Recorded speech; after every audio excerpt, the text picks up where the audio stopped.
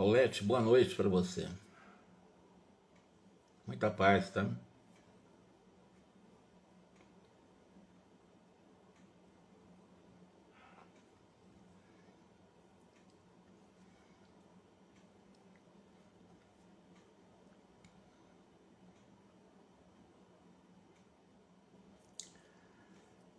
Vamos então dar início à nossa reflexão à medida em que os nossos irmãos que estão nos acompanhando chegarem, vão acompanhando na sequência, tá?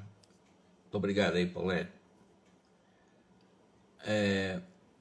Nós vamos fazer hoje a leitura reflexiva do capítulo 39 e 40, e sábado que vem nós terminamos o livro, encerramos esse capítulo. Nós vamos falar sobre o casamento, eles chamam aqui de casamento feliz, que vai ocorrer exatamente entre Evelina e mais o irmão de Paulina, tanto quanto Paulina também vai casar com o Mário. Já estou adiantando aqui o que vai ocorrer. Mas vamos lá. Alice, boa noite.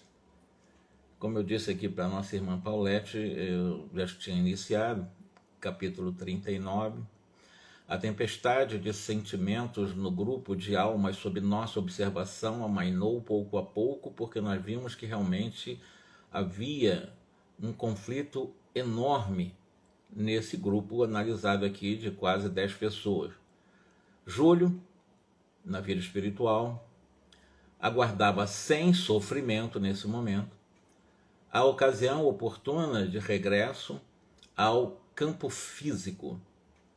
E Zulmira, sob a influência benéfica de Antonina, renovara-se para a alegria de viver. Kátia, boa noite. E aí, nós vimos realmente que está bem amenizado os sentimentos dos personagens. O Mário Silva, transformado pela orientação da Antonina, afeiçoara-se a ela profundamente, habituando-se inclusive ao convívio, à frequência na casa de Antonina, a partir de uma sólida amizade entre eles, e semanalmente se visitavam com intraduzível contentamento.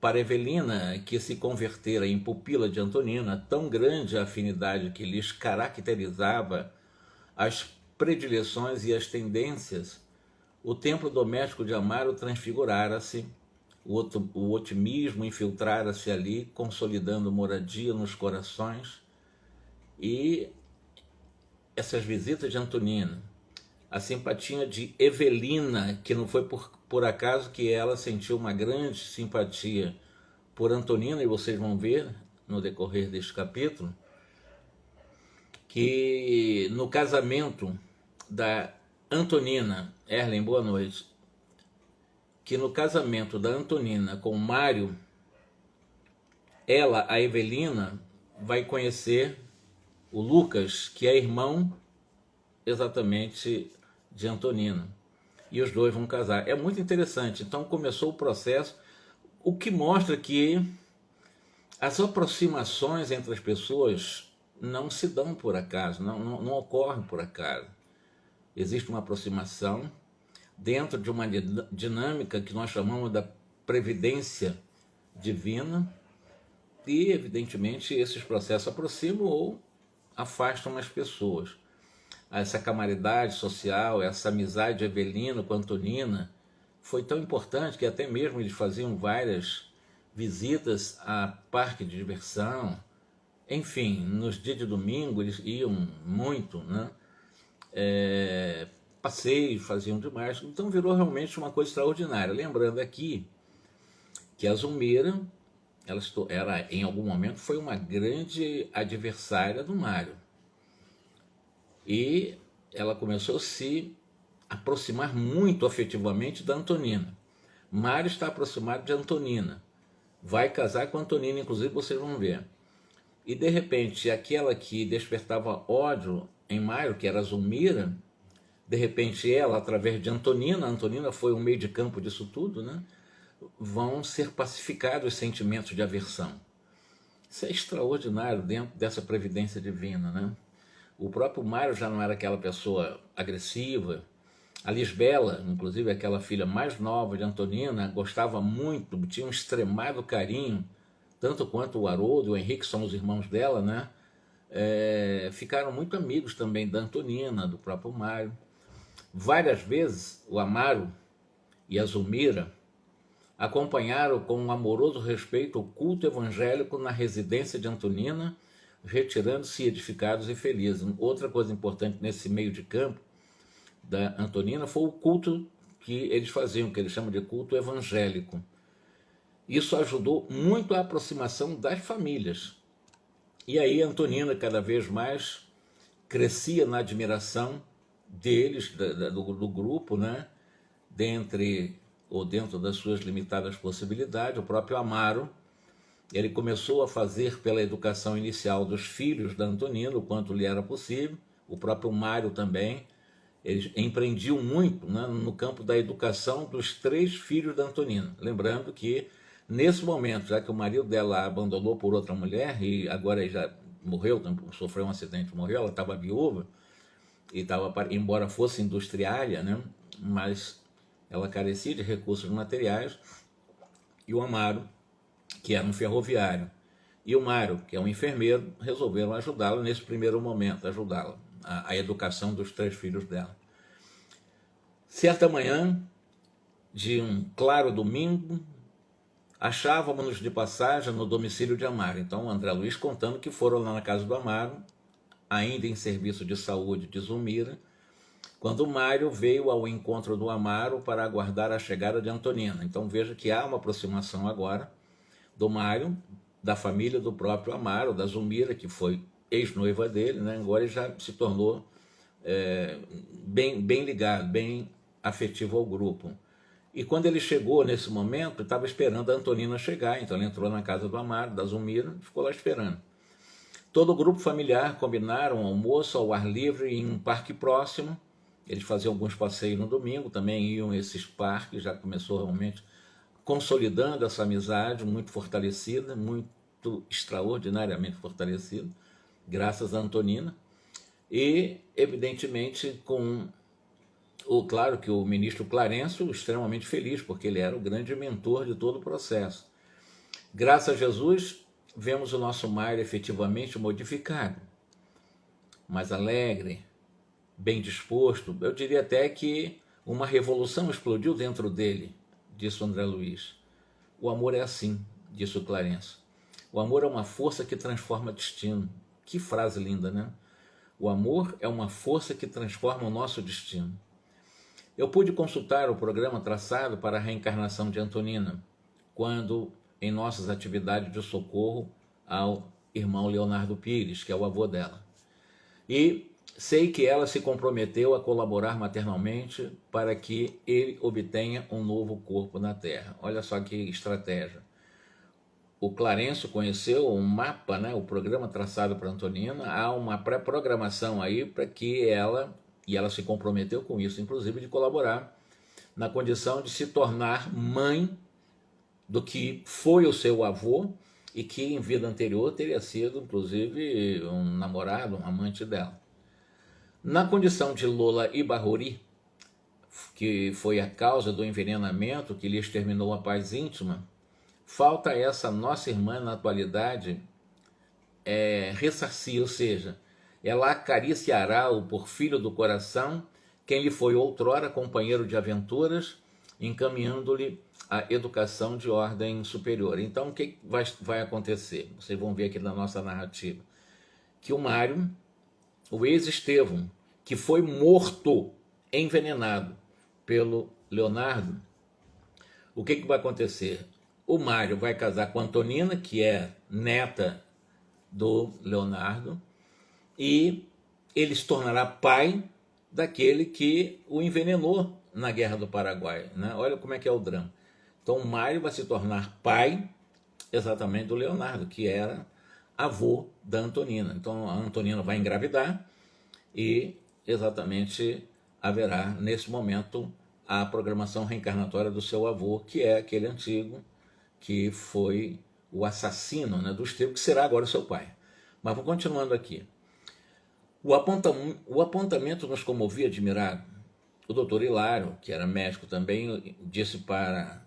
Mas o Mário, desse modo, e o Clarence até não interrompeu essa frase, né? Sim, Mário e Leonardo enlaçaram-se em complicada dívida um para com o outro. Desde muito tempo, eles cultivam o espinheiro da aversão recíproca. Induzidos agora às teias da consanguinidade, esperamos se reduquem, porque da lei de causa e efeito ninguém foge.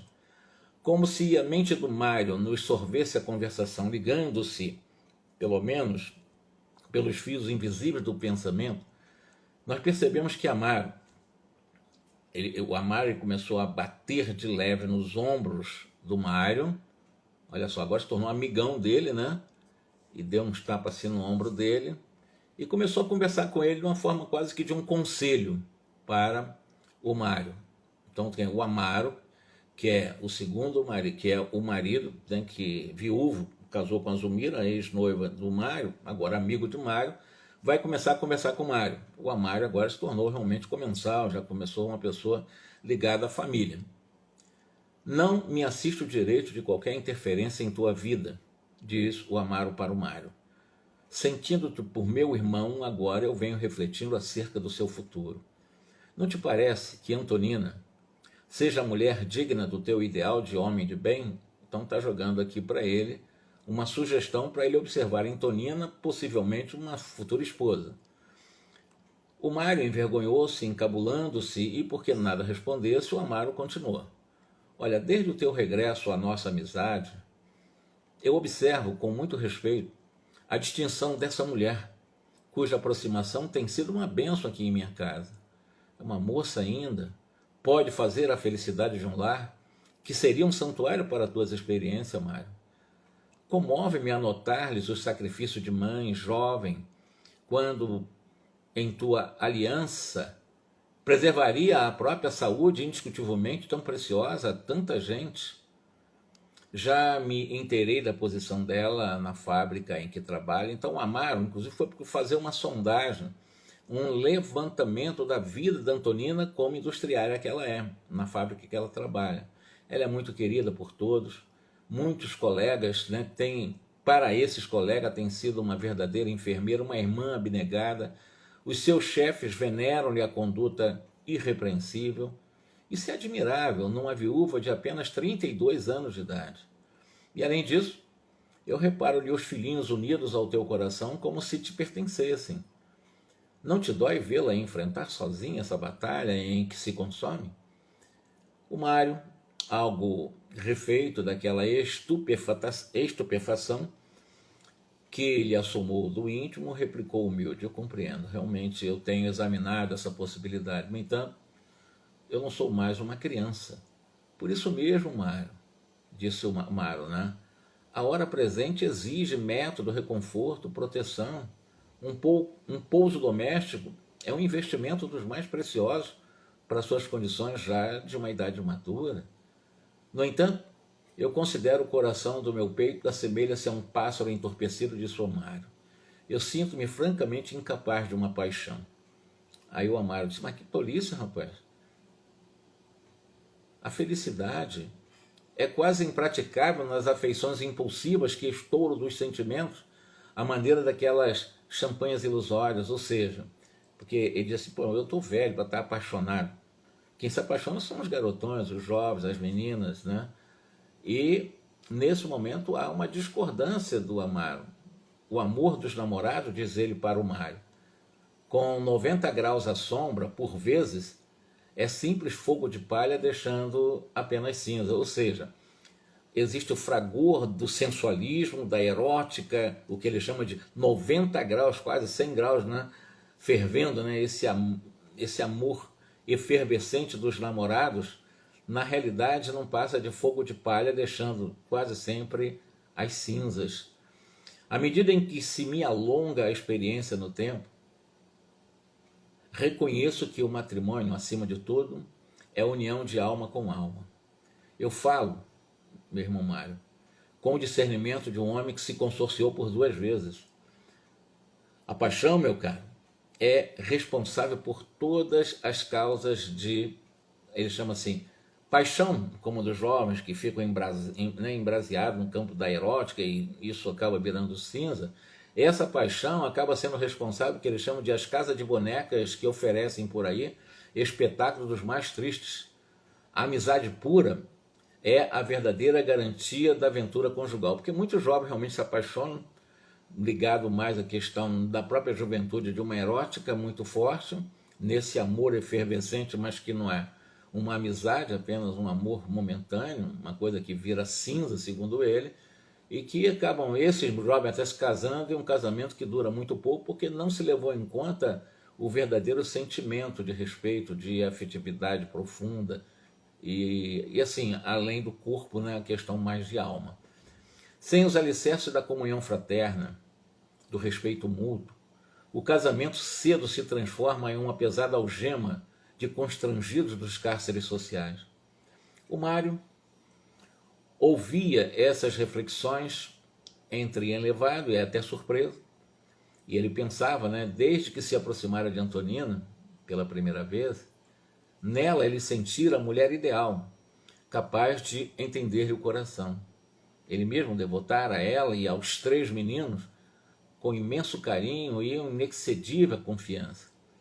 E aquele lar generoso e singelo da casa de Antonina incorporava-se na sua própria existência. Se fosse compelido à separação por qualquer circunstância, indubitavelmente se sentiria lesado em suas mais caras alegrias. Ou seja, se ele se afastasse agora da Antonina, isso o Mário falando, ele não se sentiria bem na sua vida. Ela acalmou o coração dele. Enquanto Amaro se confiava às considerações do minuto rápido, Mário ia rememorando a figura de Antonina, que ia penetrando-lhe agora nos recessos do coração. O valor e a humildade com que a nobre criatura afrontava os mais difíceis problemas tocavam-lhe as fibras mais recônditas.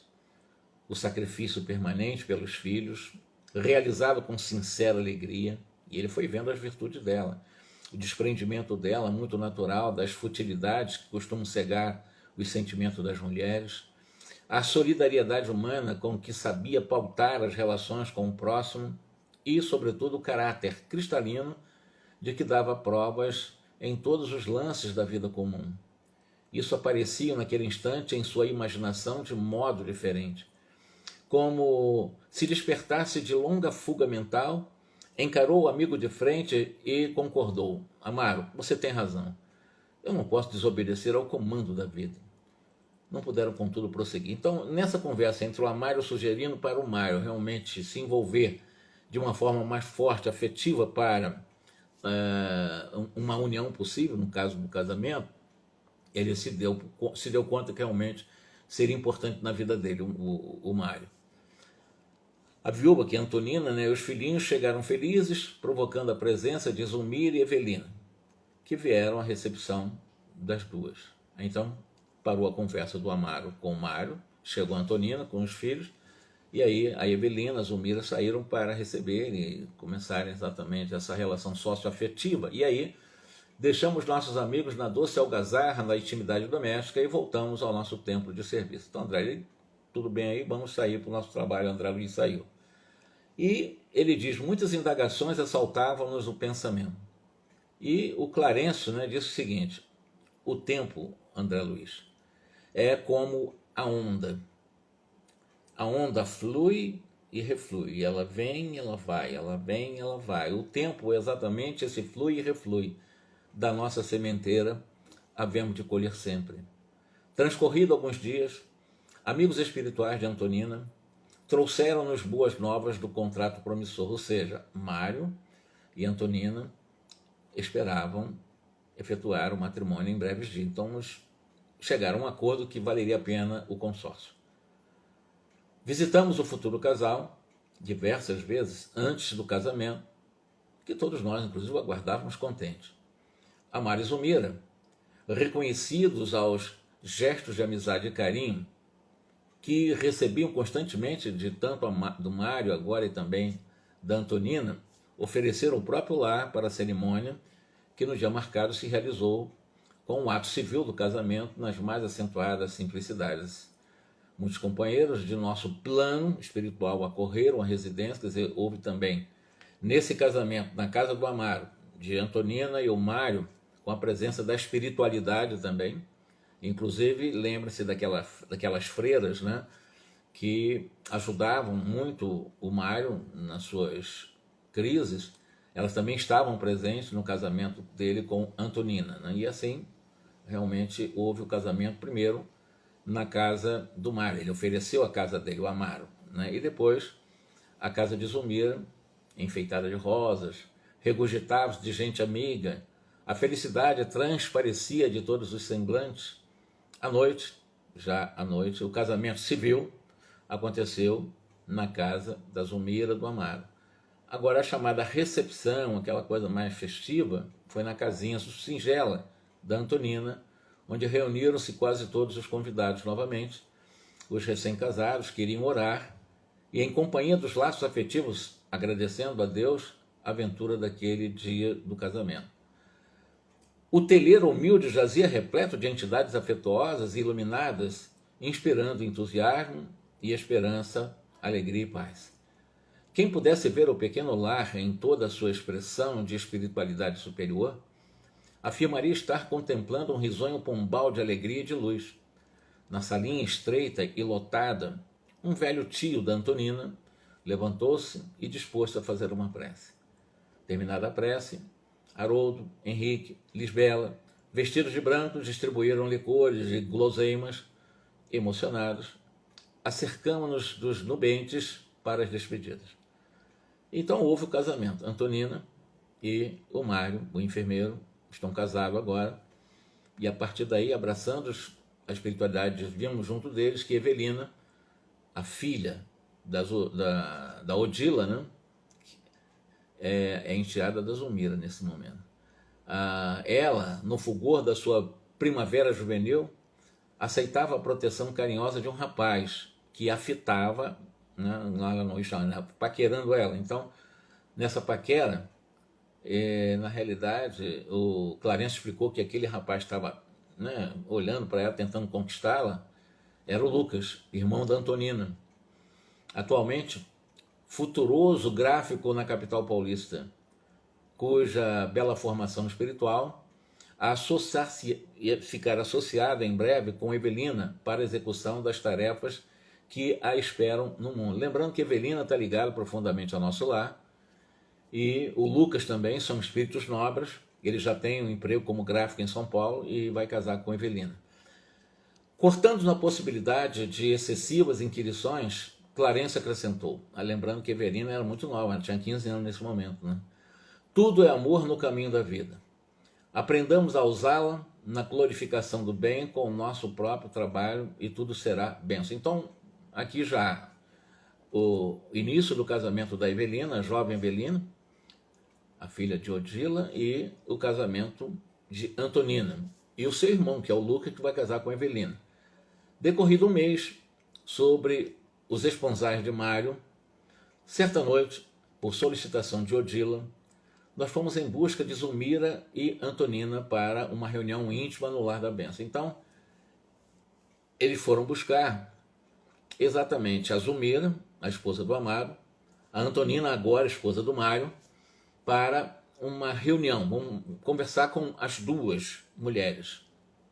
Ambas alegres, revelavam-se em levadas fora do corpo. Então, durante a noite, as duas foram levadas para exatamente o Lar da Bênção.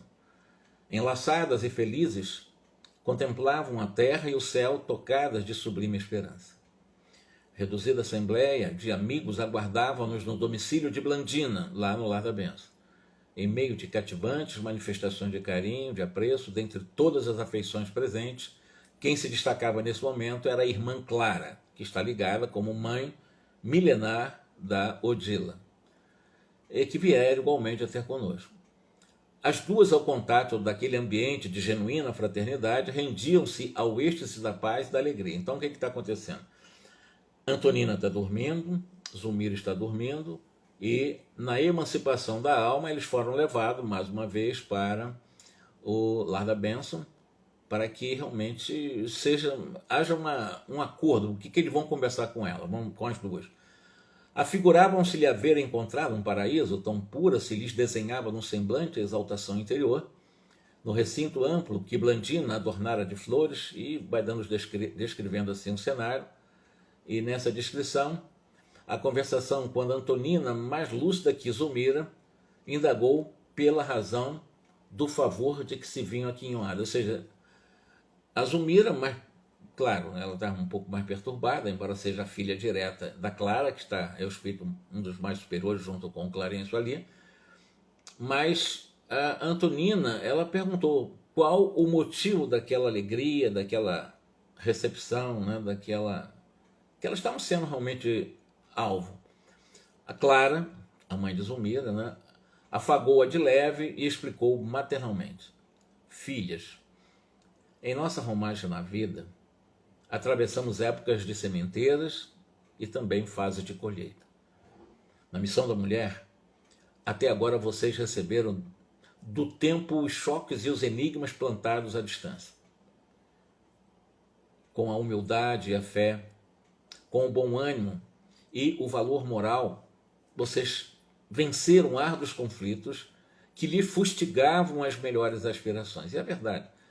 A Antonina foi abandonada, foi traída pelo marido, perdeu um filho, Marcos, que está aqui, inclusive no Lar da Benção. E a Zulmira também acabou fazendo aquela besteira de permitir o seu enteado Júlio morrer naquelas condições, e engravidou, e com um ano mais ou menos, o seu filho Júlio também desencarnou, que era o mesmo Júlio que ela permitiu desencarnar afogado. Então, um sofrimento muito grande. Foram dias obscuros, né, que estavam refletindo naquele momento que eles estavam, aspas, né, resgatando o débito do passado. Né? Então, eles conseguiram passar por essa angústia, e ela, a Zulmira, né, ela quase enlouqueceu, queria até morrer, mas passaram por essa prova, por essa expiação também. A paciência a que se devotaram evitou a formação de nuvens da revolta, e o céu se fez de novo claro e alentador. Então vocês se encontraram, graças a Antonina. Ela foi o meio de campo e tudo, né? Mas a Zulmira se equilibrou relativamente, embora está menos equilibrada do que a Antonina, evidentemente, mas as duas passaram pelas provações, e como se um dia renascesse resplandente de luz, diz aqui a Clara para elas: o campo da existência exige mais trabalho, e o tempo de semear ressurge alvissareiro. A palestra em torno cessara de repente, os circunstantes buscavam ouvir a benfeitora Clara falando, né, significando, e todos ficaram em silêncio, e depois de um ligeiro intervalo, a própria Clara continuou: agora que a oportunidade favorece a renovação, é preciso saber reconstruir o seu destino. Não esqueçamos, a vida, ela reduz-se a triste montão de trevas quando não se faz plena de trabalho. Ou seja, a vida, quando ela se reduz, quando a pessoa não trabalha, ela amontoa trevas. Quando ela trabalha, evidentemente, ela dispersa as trevas do caminho. Fujamos à velha feira das lamentações, onde a inércia vende os seus frutos amargosos. Ainda Clara ensinando as duas futuras mães. Para levantar, porém, a escada de nossa ascensão, é imprescindível banhar o espírito cada dia na fonte viva do amor que recompensa a si mesmo com a alegria de dar, o amor que transforma destino. Deus é onipresente através do amor de que se satura e satura o universo. O sentimento divino é a corrente invisível em que se equilibram os mundos e os seres. O trono excelso nasce naquele eterno manancial que sustenta o anjo na altura e alimenta o verme no abismo. A mulher, diz aqui a Clara para as duas, é uma taça em que Deus deita a água milagrosa do amor com mais intensidade, para que a vida se engrandeça. Irmãs, sejamos fiéis ao mandato recebido. Em muitas ocasiões, quando nos prendemos à lama do egoísmo ou ao visco do ódio, poluímos o líquido sagrado dessa água que realmente aqui gera a vida, transformando em um veneno destruidor. Guardemos cautela, porque o preço da verdadeira paz reside no sacrifício de nossas existências. Não há sublimação sem renúncia no castelo da alma, como não há purificação no cadinho sem o concurso do fogo que acrisola os metais. Clara fitou Antonina de modo particular, e para ela dirigiu minha filha. A nossa Zulmira, que é a filha milenar dela, né, compreende hoje, sem necessidade de maior incursão no passado, o santo dever de asilar o pequeno Júlio no santuário materno. Percebemos que Clara, registrando o imperativo do descanso mental para Zulmira, que estava, naquele momento, não estava tão perfeita, mas estava entendendo a situação, que vinha de terminar longas refregas na preservação da própria saúde, buscava poupar-lhe exercícios de memória. Clara prosseguiu indicando a Zulmira com o olhar. Está consciente de que a maternidade a espera de novo em tempo breve? E você, Antonina? Olha só, né, para você entender esse diálogo. A Clara diz para a Zulmira, você está entendendo que você vai ser mãe de novo? Nós estamos preparando a reencarnação de Júlio mais uma vez com você. E para a Antonina, com irradiante bondade que habitualmente lhe marcava a expressão, recorde-se das experiências antigas e permanece atenta às razões que lhes inspiram o segundo matrimônio. Você sabe por que você vai casar a segunda vez? Sabe o que está traçado para você nesse momento? Ante a surpresa que se estampou no semblante da Antonina, Clara, num gesto que nos era conhecido, ou seja, aplicou um passe magnético carinhoso, acariciou a fronte da Antonina, né? E repetiu para ela, lembre-se, e várias vezes falando, lembre-se, lembre-se. Bafejada pelo poder de irmã Clara em determinados centros da memória, ou seja, está fazendo uma regressão da memória de Antonina. E nesse processo, né, ela, controlando a própria emoção, em um processo de regressão de memória por hipnose, aí ela começou a entrar na vida anterior, na época da Guerra do Paraguai. Sim, sou eu. Agora eu sei que eu sou a cantora. Revejo dentro de mim os quadros que se foram. Os conflitos no Paraguai, está aqui na minha consciência, uma chácara lá em Luque, a família ao abandono. José Esteves, hoje, o Mário, que é o que está casado com ela. Sim, percebo o sentido de minhas segundas núpcias com Mário. E denotando aflição no olhar, acrescentou, e o Leonardo? Onde está o Leonardo, que é o seu avô, né? Não precisa dilatar lembranças, não. Não estamos fazendo aqui nenhum tipo de experimento científico na regressão de memória para você pegar mais ou menos detalhes, não. Não é isso. Nós estamos numa reunião fraternal. Fitando com significativamente, ajuntou. Basta que você se recorde.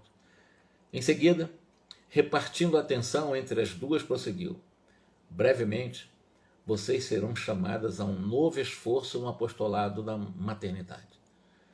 Zulmira recolherá o nosso Júlio na concha do coração. E você, Antonina, restituirá ao Leonardo exatamente o seu avô no seu ventre. Ele é sócio de destino e você vai oferecer e emprestar para ele o tesouro de um novo corpo. No santuário doméstico, as afeições transviadas se recompõem, a fim de que possamos demandar o futuro ao clarão da felicidade. Então está afirmando uma coisa aqui. Os débitos que nós construímos no passado, eles são ressarcidos em grupos, ou exatamente essas afeições transviadas, elas vão se recompondo em grupos familiares. Filhas, ninguém avança sem saldar as próprias contas com o passado. Paguemos, desse modo, os débitos que nos aprisionam aos círculos inferiores da vida, aproveitando o tempo de detenção no resgate em maior aprimoramento de nós mesmos. Então está convencendo a Zulmira também, mas sobretudo a Antonina, da importância do resgate do débito que ela devia, como então Lola Ibarruri, né, que ela acabou também, pelo seu comportamento muito volúvel e irresponsável. Primeiramente, ela entrou em contato com Esteves, na realidade, primeiramente foi com o avô dela, né, com o Leonardo. O Esteves é que acabou entrando nessa história aí, traindo o Leonardo, e o Leonardo acabou matando ele por envenenamento. Mas vejam, foi pela irresponsabilidade dela também. Amemos aperfeiçoando-nos identifiquemos no lar humano o caminho de nossa regeneração. Então, o lar é a forja que nos prepara para um processo de reparação dos erros do passado. Olha a importância da família. Olha a importância dos filhos, esposas, irmãos. É extremamente importante, porque é exatamente na família consanguínea que nós encontramos, e ela fala aqui, um microcosmo de obrigações salvadoras, em que nos habilitamos para o serviço à família maior que se constitui a humanidade inteira. O parente necessitado de tolerância e de carinho representa o ponto difícil que nos cabe vencer, valendo-nos dele para melhorar-nos em humildade e em compreensão. Por exemplo, já que a família é o grande laboratório para o ressarcimento dos débitos do passado, já que o convívio com pai, mãe, filhos, irmãos e etc. representam exatamente todo esse convite da vida, não como um processo punitivo, mas um convite da própria vida para a reparação dos grandes equívocos de vidas anteriores ligado a esses mesmos corações. Um pai incompreensivo, um esposo áspero, um filho de condução inquietante, na realidade simbolizam linhas de lutas benéficas em que podemos exercitar o quê? Paciência, a docilidade, a mansuetude, o devotamento, o sacrifício. Então, os filhos difíceis, as esposas, os esposos difíceis, a família que tem os seus conflitos domésticos, ou as chamadas famílias totalmente desorganizadas, não funcionais, ali com certeza são personagens em um processo de uma nova oportunidade de reparação dos erros que cometeram no passado. Então, um pai incompreensivo, um esposo mais áspero, um filho desequilibrado, inquieto, são símbolos muito claros dentro da lei de causa e efeito, que não é uma lei evidentemente punitiva, mas é uma lei que nos convida a nós nos protegermos de nós mesmos. Esse símbolo dessas dificuldades domésticas, na realidade, são linhas de lutas benéficas do qual podemos exercitar o quê? As virtudes, paciência, a mansuetude, a doçura, o devotamento, o sacrifício, especialmente no tocante aos filhos mais difíceis, né? Não nos esqueçamos de que, na realidade, os filhos nem são nossos. Os filhos pertencem a Deus e à vida e de tudo. Na realidade, olha só, o Khalil Gibran Khalil, ele tem uma frase dizendo que os nossos filhos não são nossos filhos. Vem através da mãe, mas não da mãe, não é um pedaço da mãe, porque é um indivíduo. E é muito interessante, né? Nossos filhos não são nossos filhos, mas são oportunidades que a vida nos dá, são rótulos. Filho é um rótulo, pai, esposo, são rótulos que nós trazemos, um nome é um rótulo, um corpo também, nós não somos isso, nós somos muito mais do que isso. Mas a família é exatamente a grande furna para o nosso aperfeiçoamento, porque ali é o grande convite para o desenvolvimento dessas virtudes, que não é simples você ser paciente, você ser dócil, manso, você ser afável, devotado, pelo sacrifício também, pela renúncia, pela compaixão, pela humildade. Enfim, a família é todo um convite para o exercício das virtudes. Se as pessoas vivem conflitos permanentes, alimentam os conflitos permanentes na família, elas não vão conseguir ser úteis para ajudar a família de ninguém, pelo menos auxiliar, porque elas não estão conseguindo se dentro de casa. O convite é nos esforçar a trabalhar pelo amor incondicional, pela compaixão, pela renúncia, pela humildade e pela mansidão. Com essas virtudes, nós pacificamos a nossa família. Se o marido é difícil, se a esposa é difícil, os filhos são difíceis, os instrumentos que nós possuímos para pacificar o nosso lar, o Cristo ensinou, é a oração. É começarmos a fazer ou imaginar e estarmos emitindo jatos de luz, né? Aqueles focos de luz para o coração dos familiares mais difíceis. Porque é claro que você orando pelo familiar mais difícil, você não vai transformá-lo, mas o que você vai fazer ao orar, no caso, considerando a família como sendo o núcleo mais importante da reparação dos nossos erros do passado? Quando você ora por alguém, você não cura ninguém, você evidentemente não vai transformar ninguém, mas o que você vai fazer? Você vai emitir energias positivas, muito positivas, que vão estimular as pessoas em desequilíbrio a também desenvolver as energias positivas nelas. Então, cada vez que você joga energia boa através da oração para alguém, você está convidando esse alguém a ela encontrar nela mesma as energias positivas somadas à sua energia positiva para que ela encontre o caminho dela de paz. Como eu disse, eu posso orar, na minha oração vai ajudar a curar, vai ajudar sim, vai auxiliar a pessoa a encontrar o caminho da cura. Então é muito importante a oração, você não vai transformar destino, mas você vai auxiliar a pessoa a encontrar as energias amorosas que você está emitindo nela mesma e vai potencializar junto com a sua energia a sua caminhada. É essa a função da oração. A oração, então, ela tem a sua importância para pacificar a vida doméstica. A oração tem esse poder realmente de fazer com que aqueles filhos, irmãos, esposas mais difíceis, possam sintonizar com essa emissão amorosa de amor, porque elas possam encontrar nelas mesmas as energias amorosas delas e também elas possam aprender a emitir essas energias para os outros. É assim que acontece o processo de transformação da vida de cada um, pela emissão de amor incondicional, um amor sem condição. É a renúncia, ele fala aqui em sacrifício, é exatamente a partir da renúncia, compaixão, amor, renúncia, compaixão, humildade e mansidão. São as virtudes que nos fazem, com certeza, ajudar as pessoas a caminharem, porque nós, como luzes que somos desde a nossa criação, nós podemos irradiar a luz também, desejando que cada um possa aprender a irradiar a própria luz. E na família que começa esse processo. E especialmente no tocante aos filhos, nós não podemos esquecer de que eles pertencem a Deus e à vida acima de tudo.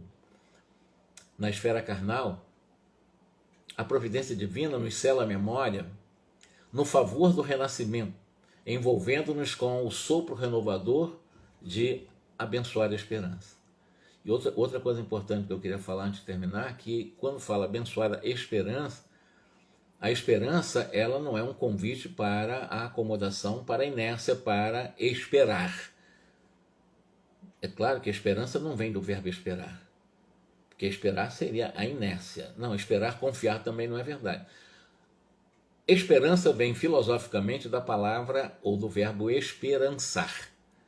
Então, esperançar, dentro de uma profundidade filosófica do termo, é você ter a mais absoluta capacidade e confiança de saber que os seus projetos para o bem, para o belo, para o bom, para a harmonia, para a paz vão dar certo. E para isso você vai lutar para que isso dê certo. Você não vai ficar, não, eu espero que tudo dê certo. Não, você vai se esforçar para que isso dê certo. Isso chama-se esperança. Esperança é ir atrás do ideal e não esperar o ideal chegar no seu colo. Esse é o verdadeiro sentido da palavra esperança. Por isso mesmo, não nos cabe esquecer que os filhos são sempre laços preciosos da existência, requisitando-nos equilíbrio e discernimento em todas as decisões.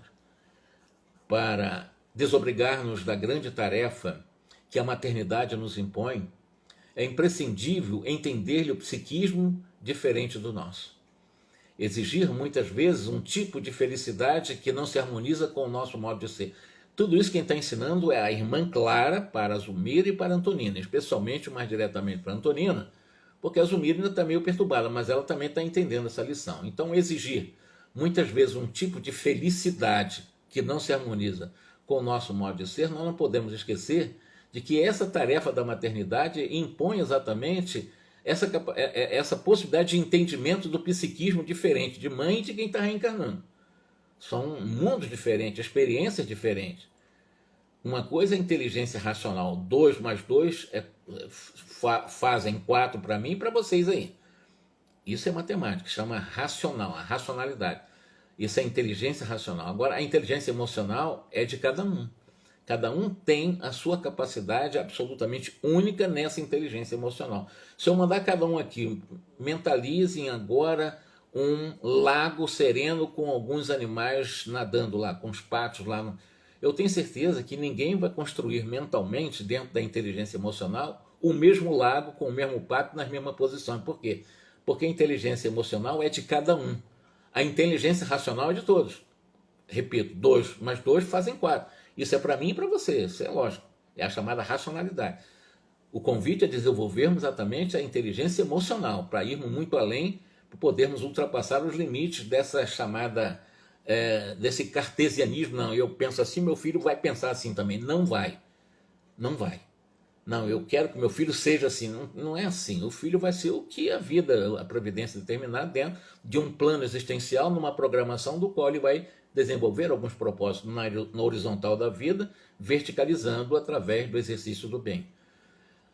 Para desobrigar-nos da grande tarefa que a maternidade nos impõe, então, é importante ver essas diferenças. Saibamos, assim, repará-los sem egoísmo para o destino que lhes compete. O carinho escravizante assemelha-se a um mel envenenado, enredando-nos à sombra. Ou seja, tem mães que, às vezes, descuradas da condição de mãe de um filho que veio através dela, mas não dela, isso é importante, não é um pedacinho dela, na realidade veio através do útero dela. Por isso que os nossos filhos não são nossos filhos, são filhos de Deus. Nós apenas emprestamos os nossos corpos para a materialidade de um indivíduo que tem a própria história. Mas essa questão do egoísmo, né, que acaba prejudicando a mãe que coloca excessiva energia egóica no seu filho, achando que seu filho sempre será melhor que o filho do vizinho, ou de um parente mais próximo, um parente mais distante, que o seu filho é o melhorzinho, que se destaca, é o mais bonitinho, é o mais inteligente, é mais isso, é mais aquilo, sempre comparativamente, dando uma visão profundamente escravizante do egoísmo, em que essa competição não leva a lugar nenhum. Repito, os nossos filhos não são nossos filhos, são filhos de Deus. Na realidade, nós somos apenas agente de materialização transitória para a experiência desse espírito. E, como eu disse, filho, mãe, esposa, tudo são rótulos que nós trazemos em cada etapa reencarnatória. Então é importante conservemos o nosso espírito arejado pela justiça, para que a nossa afetividade seja uma bênção com a possibilidade de educar os que nos cercam na escola do trabalho saudável. Na pausa que surgiu espontânea, Zulmira indagou com simplicidade: abnegada benfeitora, como agir para solucionar os problemas com segurança? Vocês superaram dias alarmantes de crise espiritual. Você, Zulmira, sofreu bastante. E, é claro, continuou, né? Vocês conquistaram o ensejo de reestruturação do próprio destino. Agora, repitamos, é tempo de semear. Valorizemos a oportunidade de reaproximação. O Júlio vai vir através de você. Leonardo Silva, que é o seu avô, Antonina, virá através de você, agora que você está casado com o Mário. Lembrando que o Mário foi aquele que foi morto por ele, que vai ser agora seu filho. São vocês dois núcleos de força suscetível de operar valiosas transformações nos grupos domésticos a que se ajustam. Façamos da amizade o entendimento fraterno, que tudo compreende e tolera, movimenta, ajuda na extensão do supremo bem. A vizinhança e a convivência, no fundo, são dons que Deus nos concede a benefício do nosso próprio reajuste. Porque Zulmira e Antonina ansiassem, pelo menos, ou ensaiassem perguntas novas, a Clara disse para as duas: não fiquem com medo, não temam. A prece é o fio invisível de nossa comunhão com o plano divino. E sob a luz da oração viveremos todos juntos. Em todas as dúvidas, prefiramos para nós a renunciação construtiva. Situar a responsabilidade de nosso lado é facilitar a solução dos problemas. Sorridente, Clara arrematou: não nos esqueçamos do privilégio de servir. Logo após, o pequeno Júlio foi trazido ao recinto por vastos cortejos de tagarelas crianças. Risos e lágrimas se misturaram naquele louvor à bondade divina. Depois de algumas horas consagradas ao reconforto, escoltamos de novo as duas mães, ou as duas futuras mães também, para os seus corpos, né, para acordar de manhã. Mas olha só que interessante, dentro dessa programação previdente do Criador, dentro de todo um ajuste programático da espiritualidade superior, para que o ódio transformado ou diluído em amor, ou em amizade mais forte, ou em aproximação afetiva também verdadeira, oportunize-nos exatamente o nosso crescimento em nossa jornada evolutiva. Eu repito, nós não estamos vendo em nenhum momento, pelas leis divinas, nenhum tipo de punição. O Júlio, agora pela terceira vez, vai reencarnar. Reencarnou na condição, na mãe, tendo mãe Odila, desencarnou com 8 anos. Reencarnou agora em Zulmira e desencarnou com aproximadamente 1 ano. E agora vai reencarnar sadio. Ele vai reencarnar sadio. E porque a compatibilidade, inclusive genética, de Amaro e A própria Zumira é perfeita, inclusive eles são muito tranquilos em relação ao mapeamento de chamado histórico genético ou hereditário. Tudo bem, vai ter um corpo perfeito também, um corpo bom. Agora, depois de essa dificuldade que ele passou.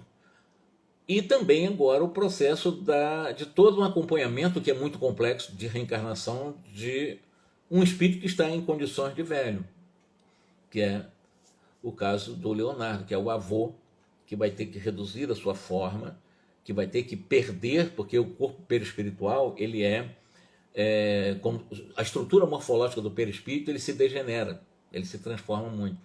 E aí, o que vai acontecer? O velho, o avô de Antonina, vai sofrer todo o processo de redução, vão se compactar as moléculas do perispírito do velho para começar a formar mentalmente, junto com Antonina, um novo corpo que, evidentemente, terá uma configuração perispiritual diferente a partir desse renascimento.